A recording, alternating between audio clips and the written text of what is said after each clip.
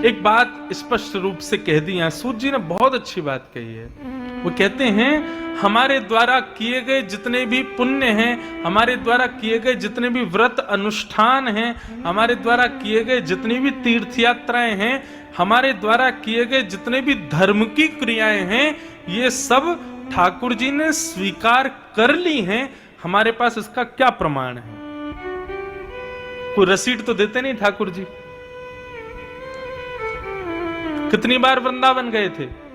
हुआ है 10-15 बार, लेकिन 10-15 बार आप तो गए थे, लेकिन ठाकुर जी की अदालत में प्रेजेंट लगी कि नहीं, ये कैसे पता चले? महाकाल भगवान पर कितने बार बिल्वपत्र चढ़ाया, दुग्धाभिषेक किया, ये आप तो गिनवा दोगे, लेकिन महाकाल पे तो हजारों लाखों लोग चढ़ाते हैं। आपका वाला उनको याद है कि नहीं, ये कैसे पता चले? कहने की सीधा अभिप्राय इतना है, हमारे द्वारा किए गए धर्म कर्म की क्रियाएं ठाकुर जी स्वीकार करते हैं, ये हमको कैसे पता चले? इसका प्रमाण क्या है? आप लोग कहोगे आप अपनी बात को मुख्यता दे रहे हो, लेकिन मेरी बात मुख्य नहीं है। यहां पर सूत जी महाराज स्वयं कहते हैं, आपके द्वारा की गए धर्म अनुष्ठानों को ठाकुर जी ने स्वीकार किया। यदि ये पता करना हो तो किसी सत्संग में जाके बैठ जाना। यदि उस कथा को सुनने में, सत्संग सुनने में आपकी रुचि बन रही हो, तो समझ लेना आपके द्वारा किए गए सारे कर्मों को ठाकुर जी ने स्वीकार किया। और यदि उस कथा में बैठ करके बार बार घड़ी पे हाथ जा रहा हो, कब 5 बजे, कब व्यास जी जाएंगे, कब चाय मिलेगी पीने को, कब प्रसाद खाने जाएंगे, और झोंका आ रहा है, फिर पीछे मुड़ के देख रहे हैं कोई सीट खाली हो तो मैं जाके बैठ जाऊं, नहीं उसी पे सो जाऊंगा, कोई पंखा क्यों नहीं चला रहा है, पानी कब आएगा, मतलब कथा छोड़ के बाकी सारे ध्यान आ रहे हैं, तो समझना आपका एक व्रत भी ठाकुर जी ने लिया नहीं है। कथा में रुचि बनना ये हमारे ऊपर निर्भर नहीं करता, ये ठाकुर जी की कृपा पर निर्भर करता है। हनुमान चालीसा कितने लोगों को याद है? हाथ ऊपर करना, सबको याद है। लेकिन हनुमान चालीसा का अर्थ कितने लोग कर सकते हैं? कोई भी नहीं। यही तो बात है। हमारी कीर्तन में बड़ी रुचि है, कथा में रुचि नहीं है। अगर हनुमान चालीसा का पूरा शब्दार्थ पता चल जाए ना, 1 साल तक इतने खुश रहोगे आप, 1 साल का पूरा जीवन ही खुश रहोगे। लेकिन अर्थ नहीं पता, केवल जैन मान गांग सके जगह प्रश्न लोग जगह नम जन पुत्र पवन सतनाम, बस वो एक हमारे मन में एक बात आ गई है, ये कर्म हमको, ये क्रिया हमको पूरी करनी है, लेकिन उसको पूरा करने से कोई फायदा नहीं होगा। हनुमान जी कृपा कब करें? जब उसमें कहे गए तुलसीदास जी के भाव को तुम जानो, समझो, कह क्या रहे हैं, उसको तो हम जानना चाहते नहीं। मतलब क्या है, हम लोग प्रैक्टिकल पर बहुत बिलीव करते हैं, थ्योरेटिकल नहीं जाते। लेकिन भैया थ्योरी अच्छी नहीं होगी तो प्रैक्टिकल में फेल हो जाओगे। इसलिए थ्योरी क्या है? कथा, सत्संग, संतों का संग, सुंदर सुंदर भावों पर प्रवचन, ये सब थ्योरेटिकल है। यदि इसमें आपकी रुचि नहीं है ना, तो फिर ये प्रैक्टिकल वाला कितना भी बेलपत्र चढ़ाओ, दूध चढ़ाओ, परिक्रमा लगाओ, व्रत करो, इनसे कोई फायदा नहीं होने वाला है। कितना प्रैक्टिकल का 10 नंबर मिलता है बस, थ्योरी लिखने के 40 नंबर मिलते हैं स्कूल में। और कोई सोचे मैं प्रैक्टिकल के बेसिस पे ही पास हो जाऊं, नहीं हो पाएगा। कथा में रुचि बनना, कथा में मन लगना, सत्संग में मन लगना, किसी संत को सुनने में आनंद आना, किसी वक्ता की सुनने में रुचि होना, ये इस बात का प्रतीक है कि ठाकुर जी हमारे द्वारा की गई सब क्रियाओं को स्वीकार करते हैं। कल श्री हरिराम व्यास जी का प्रसंग मैंने कथा में सुनाया था। वे हरिराम व्यास जी ओरछा के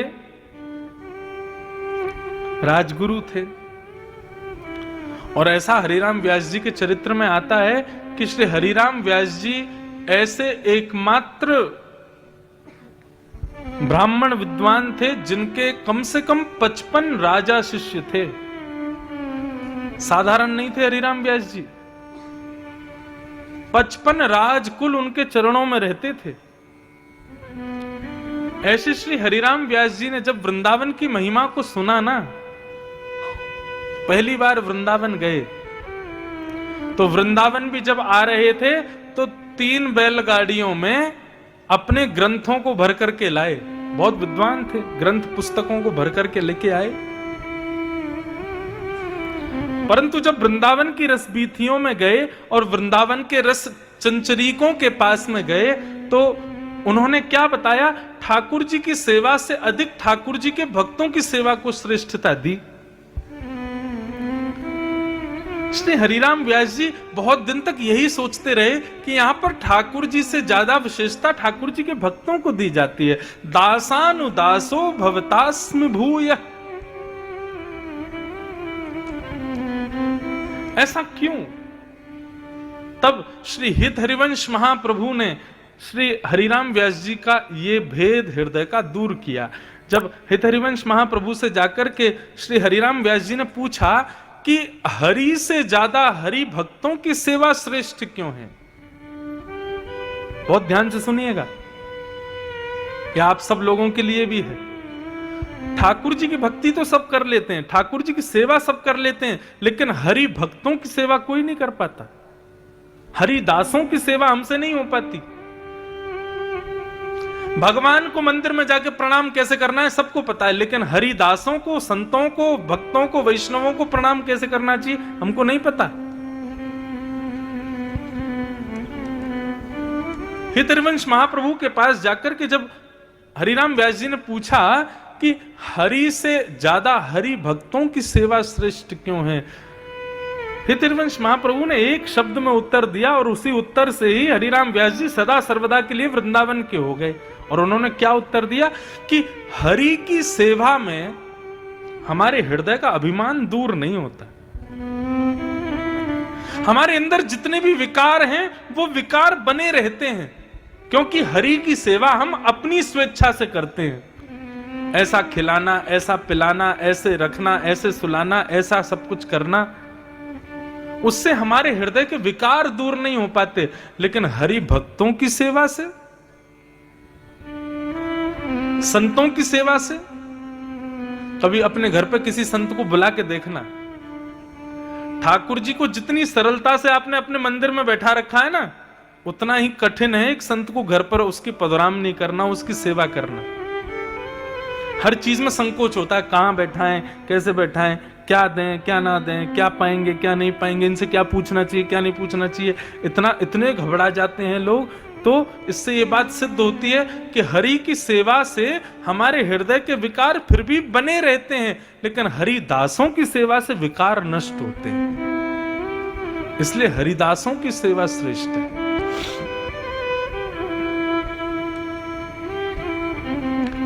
और इसी बात को जब पहली बार सुना श्री हरिराम व्यास जी ने, समझ गए मेरे अंदर अभी तक अपनी विद्या का अभिमान क्यों है, क्योंकि मैंने केवल ठाकुर जी की सेवा को सर्वोपरि माना, ठाकुर जी के दासों की सेवा नहीं की।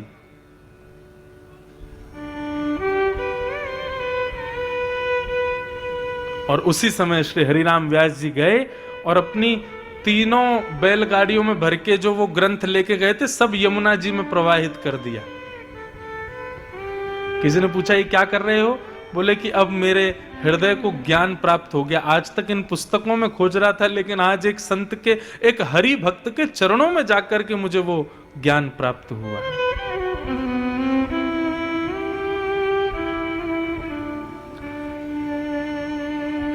ठाकुर जी की सेवा में अपराध बन जाए, ठाकुर जी क्षमा कर देंगे, लेकिन ठाकुर जी के भक्तों की सेवा में यदि अपराध बन जाता, ठाकुर जी कभी क्षमा नहीं करते।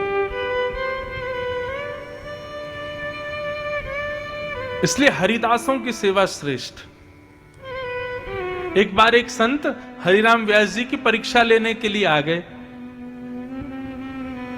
और उन्होंने आकर के कहा, व्यास जी, हरिराम व्यास जी, भोग पवाइए, प्रसाद पवाइए।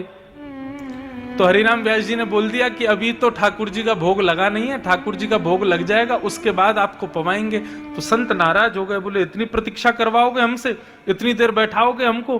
तो हरिराम व्यास जी ने क्या किया, ठाकुर जी की सेवा में जो प्रसादी जा रही थी वो ठाकुर जी के पास ना भेज करके पहले संत के सामने ही रख दी। बोले आप पा लीजिए पहले, ठाकुर जी तो बाद में पालेंगे, दूसरा भोग सिद्ध करवा दूंगा, आपसे ज्यादा विलंब नहीं हो पाएगा, इसलिए आप पहले पालो।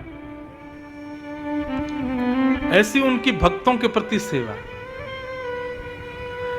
तो बंधु ये सब प्रतीक हैं कि ठाकुर जी ने आपको स्वीकार किया। हमारे अष्ट छाप के सखा गाते हैं, गिरधर जब अपनों करी जाने, ठाकुर जी ने अपनाया ये कब जानो? बोले ताको मन भक्तन की सेवा।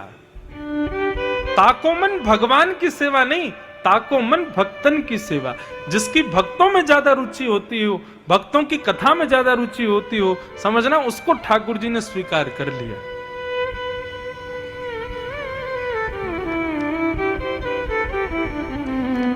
संत चरण रज सदा लुभाने, गिरधर जब अपनों करी जाने।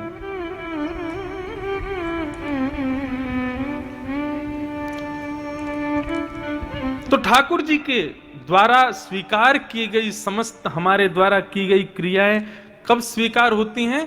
जब कथा में रुचि बनती है, कथा सुनाने वालों में रुचि हो जाती है, कथा सुनने वाले अन्य भक्तों में भी रुचि हो जाती है। भक्तों में रुचि नहीं है, भगवान में ही रुचि है। अब दर्शन करने लोग जाते हैं, महाकाल भगवान का दर्शन करने या वृंदावन बिहारी का दर्शन करने, और दर्शन करने जाएंगे, मुख्यता तो भगवान है, लेकिन इतने सारे भक्त चारों तरफ खड़े, उनमें कौन ही मार रहे हैं, उसको पीछे फेंक रहे हैं, बोले तू पहले हट। यदि कोई लाइन तोड़ करके आगे आ जाए तो उसको गाली देने लगते हैं, तो हमसे पहले जाएगा ठाकुर जी का दर्शन करने। भक्तों की बिल्कुल भी विचार नहीं करते, चलो तुमको पहले करना, तुम पहले कर लो, ऐसा भाव नहीं, हमको पहले होना चाहिए। ये भक्त का लक्षण नहीं है। भक्त का स्वभाव ठाकुर जी के भक्तों। अब देखो एक कथा सुनाते हैं, श्री नामदेव जी महाराज, तुकाराम जी महाराज पंडरीनाथ भगवान के अनन्य उपासी, पंडरीनाथ भगवान का दर्शन करने जा रहे थे। तो दर्शन करने के लिए जब जा रहे थे तो देखा बड़ी भीड़ लगी है मंदिर में, तो बाहर उन्होंने अपनी चरण पादुका उतार दी, पदत्राण उतार दिए। अब चरण पादुका उतार करके जैसे ही लाइन में लगे दर्शन की में, तो बार बार उनकी दृष्टि जावे, मेरी चप्पल कोई ले तो नहीं जाएगा, मेरी पादुका कोई उठा तो नहीं ले जाएगा, अरे मेरी चप्पल ठीक है कि नहीं है। उनके मन में भाव आया, बोले अरे तुकाराम तू दर्शन करने जा रहा है विट्ठल भगवान का, और मन में आ रही है चप्पल। तुकाराम जी लाइन तोड़ करके बाहर आ गए और आकर के अपना पटका खोला, पटका में चप्पल रखी और गांठ बांध के अपनी कमर से बांध ली। बोले पहन के नहीं जा सकते, कमर से बांध के तो जा सकता हूं। तुकाराम जी का भाव क्या था कि जब मेरा विट्ठल मेरे सामने हो, जब मेरे नाथ मेरे सामने हो, उस समय यदि चप्पल का ध्यान मुझे आ गया ना, तो मेरे दर्शन में व्यवधान आ जाएगा। तो कहीं ये चप्पल व्यवधान का कारण ना बन जाए, तो अपनी कमर पे बांध ली। और तुकाराम जी चले गए मंदिर में भीतर। अब मंदिर में खड़े थे, सब लोग कीर्तन कर रहे थे, जय जय राम कृष्ण हरि। तभी एक की नजर पड़ गई कि तुकाराम जी ने कमर पे चप्पल बांध रखी है। उसने एक को बताई, एक ने दो को बताई, देखते देखते पूरे मंदिर में हल्ला होने लगा, अरे चप्पल कौन लाया, चप्पल कौन लाया। इतने में तुकाराम जी बोले भैया चप्पल पहन के नहीं आया हूं, बांध के लाया हूं। बोले अरे मूर्ख धूर्त, तू चप्पल भीतर लेके आ गया। तुकाराम जी बोले मेरी बात तो सुनो, मैं क्यों लेके आया हूं, मेरी बात तो सुन लो। किसी ने नहीं सुनी, सब चढ़ गए और महाराज हाथापाई करने लगे, और करते करते तुकाराम जी को मंदिर से बाहर कर दिया। बोले तू दर्शन का अधिकारी नहीं है, चप्पल लेके भीतर आया। तुकाराम जी मंदिर के दूसरे कोने में जाकर के बैठ गए और बैठ करके बोले हे विट्ठल, मेरा मन का भाव आपके मंदिर की मर्यादा तोड़ना नहीं था। मुझे ऐसा भी नहीं कि चप्पल के प्रति मेरी बहुत आसक्ति है, मेरा मन ही दूषित है कि मैं मंदिर में जा रहा था तो बार बार चप्पल की स्मृति हो रही थी, तो मैंने तो केवल इसलिए यह किया था कि आपका दर्शन करने जब मैं सामने आपके खड़ा हूं उस समय मेरी चप्पल का स्मृति मेरे अंदर ना आ जाए, इसलिए मैंने कमर से बांध ली थी। हे नाथ, यदि मुझसे अपराध हुआ हो तो क्षमा कर देना। हमेशा के लिए प्रतिबंध कर दिया कि आज के बाद तुम कभी विट्ठल भगवान के दर्शन नहीं कर पाओगे। तुकाराम जी रोने लगे और विट्ठल विट्ठल विट्ठल कहकर के जैसे ही रुदन किया, स्थिति ये हुई, सामने दर्शनार्थी खड़े थे, लाखों की तादाद में भीड़ खड़ी थी, लेकिन पंडरीनाथ भगवान ने अपना मुख उस तरफ मोड़ लिया जहां तुकाराम जी बैठे थे। अपना मुख ही मोड़ लिया, मंदिर का द्वार ही मोड़ दिया।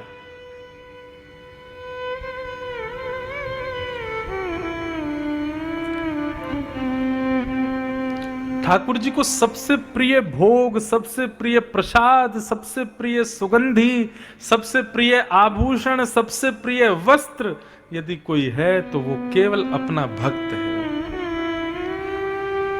जब उनका प्रिय भक्त सन्मुख आता है ना, तो उसको देख करके ही ठाकुर जी तृप्त हो जाते हैं, मतलब मानो भोग लग गया। जब उनका भक्त अपने नेत्रों से अश्रुपात करता है, ठाकुर जी मानो उसी से स्नान कर लेते हैं। जब उनका भक्त सामने खड़ा होकर के दोनों भुजाएं ऊपर करता है, मानो उसकी भुजाओं से ठाकुर जी इत्र लगवा लेते हैं। जब उनका भक्त दंडवत प्रणाम करता है, मानो उस भक्त के सारे विकारों को ही भोग रूप में ठाकुर जी पा लेते हैं। वो भक्त ही सर्वस्व है ठाकुर जी का। यदि कोई उसका अपमान करता है, कोई उससे बैर करता है, कोई उसको दूर रखता है, तो वो कितना भी बड़ा भक्त हो, ठाकुर जी उसको स्वीकार नहीं करते।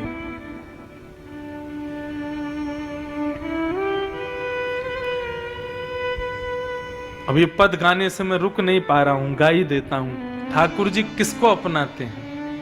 गिरधर जब अपनों कर जाने, गिरधर जब अपनों पद का भाव क्या है? ठाकुर जी अपनाते कब हैं? ठाकुर जी हमें स्वीकार कब करते हैं? जब हमारी भक्तों में रति होती है।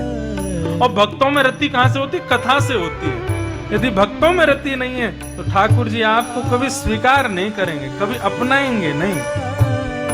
भले ही आप उनके कितने भी प्रिय भक्त क्यों ना बन जाना, कितने भी बड़े साधक क्यों ना बन जाना, लेकिन ठाकुर जी आपको कब स्वीकार करेंगे? जब आपकी रति भक्तों के प्रति हो। भाव से गाना मेरे साथ।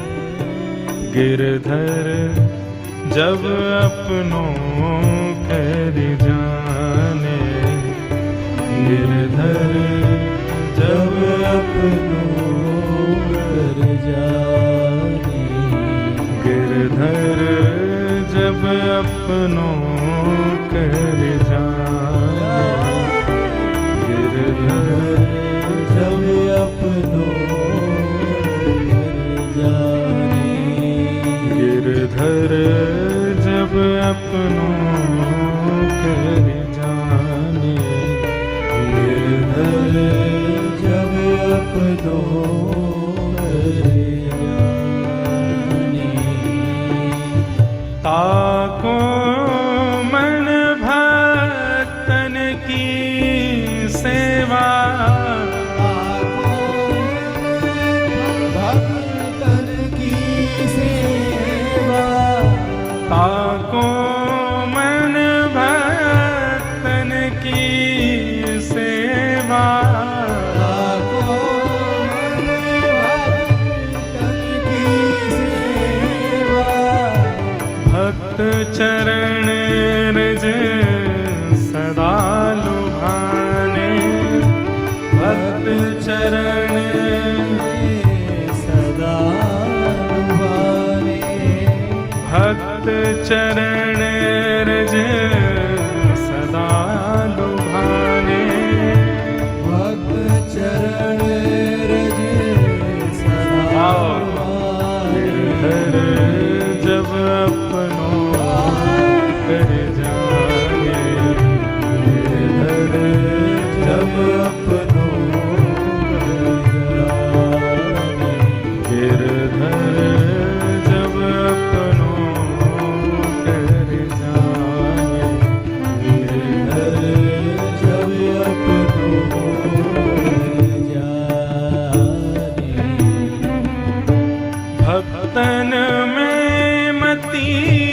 भक्तन में गति, भक्तन में मति, भक्तन में गति, भक्तन में मति, भक्तन में गति, भक्तन में मति, भक्तन में गति, हरिजन संगे हरि ओर आने, हरिजन संगे हरि ओर आने, कृष्ण दास मन बच क्रमकारी, कृष्ण दास बच क्रमकारी, कृष्ण दास मन बच क्रमकारी,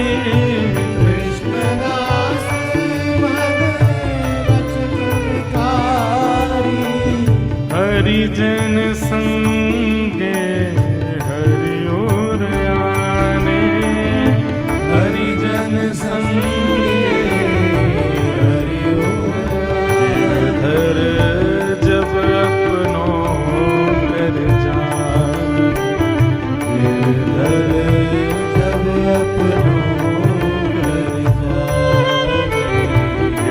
धर जब अपनों कर जाने,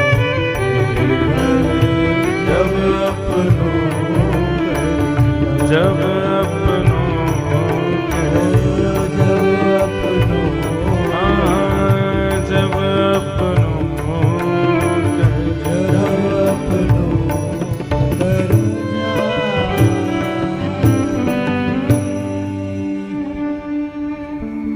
भक्तन में मति, भक्तन में गति, हरिजन संगे हरि उर आने। जिसकी भक्तों की सेवा में बड़ी निष्ठा हो, ठाकुर जी का वो अति प्रिय है। एक वृंदावन में एक महात्मा आए, अपने गुरुजी को प्रणाम किया तो गुरुजी ने उनसे कहा कि एक तुम एक काम करो, यमुना जी में स्नान करना, ब्रजरज को अपने तन पर लपेट लेना और फिर गुरु मंत्र का जाप करके नेत्र बंद करना, तुमको श्यामा श्याम के दर्शन होंगे। उसने कहा ठीक है। यमुना जी में स्नान किया, ब्रजरज को अपने तन पर लगा लिया, गुरु मंत्र की उपासना करते हुए नेत्र बंद करके जैसे ही बैठा, तभी उसने क्या देखा, अपने अंतस्थ में एक सुंदर एक कुंज है, हरी भरी कुंज, और उस कुंज में श्यामा श्याम लीला कर रहे हैं, किलोल कर रहे हैं। उनकी लीला का दर्शन होने लगा। दर्शन करते करते अति आनंदित, तभी वो अनुभव करता है कि श्यामा श्याम जो उसके अंतस्थ में दिखाई दे रहे हैं, वो एक लीला करते हैं, जिस लीला से उस भक्त को थोड़ी हंसी आने लगती है, थोड़ा आनंद आने लगता है। बहुत सावधानी से सुनिएगा। अब जिस समय उसको हंसी आती है, उसी समय सामने से एक ब्रजवासी वो जा रहा होता है, और वो विकलांग होता है, एक पैर नहीं होता उसका। अब वो व्यक्ति हंस तो रहा था ठाकुर जी की लीला देख करके, लेकिन उस विकलांग ब्रजवासी को लगा ये मेरे ऊपर हंस रहा है, ये मेरी चाल पर हंस रहा है। और स्थिति क्या हुई, जैसे उसके हृदय में आया कि ये मेरी चाल पर हंस रहा है, ऐसी भावना आते ही उसके हृदय से ठाकुर जी अंतर ध्यान हो गए।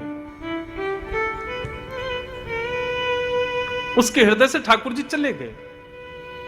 अब वो बार बार आंख बंद करके देखे, बोले इतनी सुंदर लीला हो रही थी, इतना आनंद आ रहा था, श्यामा श्याम आपस में दोनों लीला कर रहे थे, बड़ी प्रसन्नता हो रही थी, अचानक से अंतर ध्यान क्यों हो गए? नहीं समझ पाया। उसने फिर से जमुना स्नान किया, फिर ब्रजरज को तन से लगाया, गुरु मंत्र की माला जप करके फिर नेत्र बंद किए। कुंज तो दिख रहा है, आवाज तो ठाकुर जी की आ रही है, किशोरी जी हंस रही हैं, श्याम सुंदर लीला कर रहे हैं, ये सब अनुभव तो हो रहा है, लेकिन ठाकुर जी दिख नहीं रहे। अति व्याकुल 3-4 दिन तक जब उसको दर्शन नहीं हुए, दौड़ करके अपने गुरुदेव के पास गया। बोले गुरुजी, एक दिन ऐसे ऐसे लीला हो रही थी, ठाकुर जी ने ऐसी लीला की कि मुझे जोर से हंसी आने लगी, मैं हंसने लगा। अचानक पता नहीं क्यों फिर श्यामा श्याम अंतर ध्यान हो गए, उनकी आवाज आ रही है, चलने की नूपुरों की ध्वनि आ रही है, कुंज दिख रही है, लेकिन ठाकुर जी नहीं दिख रहे। गुरुदेव मुस्कुराए और बोले, तुमसे कोई भक्त अपराध तो नहीं हुआ? बोला नहीं भगवान, मैं क्यों अपराध करूंगा, मैं तो अपने सामान्य भाव से केवल स्नान करके ब्रजरज लगा करके केवल ठाकुर जी का स्मरण कर रहा था, इसमें भक्त अपराध क्या? बोले जब तुम हंस रहे थे, हंस करके तुमने जब नेत्र खोले तो आसपास कोई था क्या? उसने बताया, बोले कि हाँ एक व्यक्ति था, लेकिन थोड़ा दूरी पर था, एक विकलांग था, वो जा रहा था, शायद ब्रजवासी था। गुरुदेव समझ गए। बोले बेटा, तुम हंस रहे थे ठाकुर जी की लीला देख करके, लेकिन उसको लगा तुम उसकी दुर्बलता पे हंस रहे हो, और इसी भक्त अपराध की वजह से ठाकुर जी तुम्हारे हृदय को छोड़ के चले गए। अब आप विचार करो, जानबूझ के भक्त अपराध करने का तो जाने क्या ही फल देंगे ठाकुर जी, बिना जानबूझ के किया तो ठाकुर जी ने हृदय छोड़ दिया उसका, चरणों में गिर गए। बोले भगवान अब मैं क्या करूं, कब आएंगे ठाकुर जी मेरे हृदय में पुनः? महात्मा ने बताया, बेटा बहुत लंबा अब कार्य तुझको करना पड़ेगा। बोले क्या? बोले 1 महीना पर्यंत वृंदावन की परिक्रमा में बैठ करके जितने लोग वहां से गुजरे सबसे प्रणाम करके सबसे क्षमा मांगना, चाहे कोई भी हो, वृंदावन की परिक्रमा दे रहा हो कोई भी व्यक्ति, भक्त यहां से निकले तुम्हारे सामने से, उसको प्रणाम करना, कान पकड़ के क्षमा मांगना कि मुझे क्षमा कर दो। जब इस प्रकार 1 महीना पर्यंत तुम समस्त ब्रजवासियों से क्षमा मांगोगे, तब ठाकुर जी तुम्हारे हृदय में आएंगे। आप ठाकुर जी का भोग लगा रहे हो, नमक मिर्च दाल में ज्यादा पड़ गई, ठाकुर जी उसको सहन कर लेंगे। आप ठाकुर जी का श्रृंगार करते समय यदि ठाकुर जी तुम्हारे हाथ से गिर जाए, नीचे बेचारे इनके सिर में लग जाए, ठाकुर जी उसको भी स्वीकार कर लेंगे। भरी ठंडी में ठंडे पानी में से नहला दोगे, ठाकुर जी स्वीकार कर लेंगे। लेकिन यदि किसी भागवत का, भागवत यानी भगवान का, किसी भक्त का अपराध यदि कर दिया, ठाकुर जी क्षमा नहीं करेंगे, और उसकी क्षमा की विधि बहुत लंबी है। इसलिए बंधुओं, ठाकुर जी ने तुमको स्वीकार किया है, ये कब जानो? कथा में और भगवान के भक्तों में जब रति हो जाए तो समझना ठाकुर जी ने स्वीकार किया है।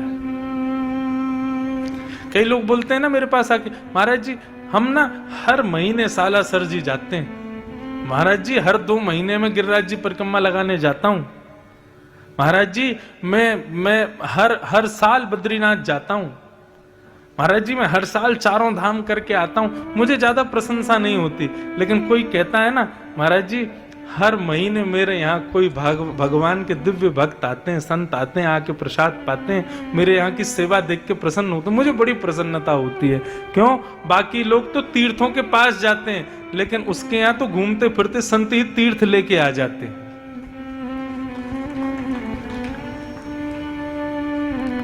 भक्तों की सेवा और कथा श्रवण, ये 2 रुचि यदि आपके अंदर हैं तो समझना ठाकुर जी ने आपको स्वीकार किया है।